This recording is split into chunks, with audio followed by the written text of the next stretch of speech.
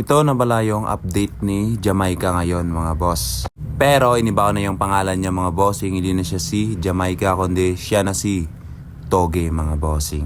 Shoutout pala sa mga nakakilala sa akin sa Facebook page ko, sa bago kong Facebook page. Tapos sa mga hindi naman nakakilala, ito yung bago kong Facebook page mga bossing. So ito na, follow nyo na lang ako doon. Tapos pwede kayong mag-avail sa akin ng black, mga parts mga boss for XRMFI. Pwede kayong umorder sa akin, mag-PM lang kayo. Pero bago ang lahat mga boss, mag-specs reveal muna tayo sa mga hindi pa nakakaalam.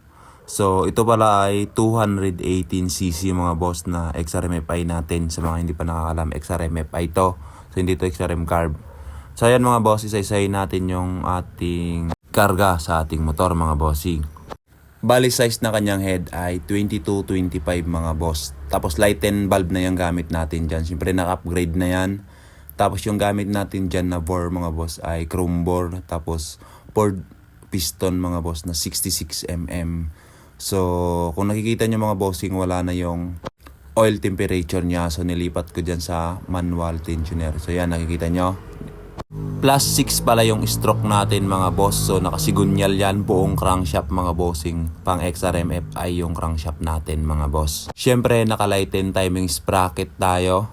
Ang gamit pala natin dyan na throttle body 32mm na long mga bossing. Tapos yung injector natin 200cc na 12 holes mga boss. Sa mga gusto kung paano ko to ginawa mga bossing, i-visit lang ninyo yung Facebook page ko, Kimono mga boss. Tapos i-follow nyo na rin ako doon.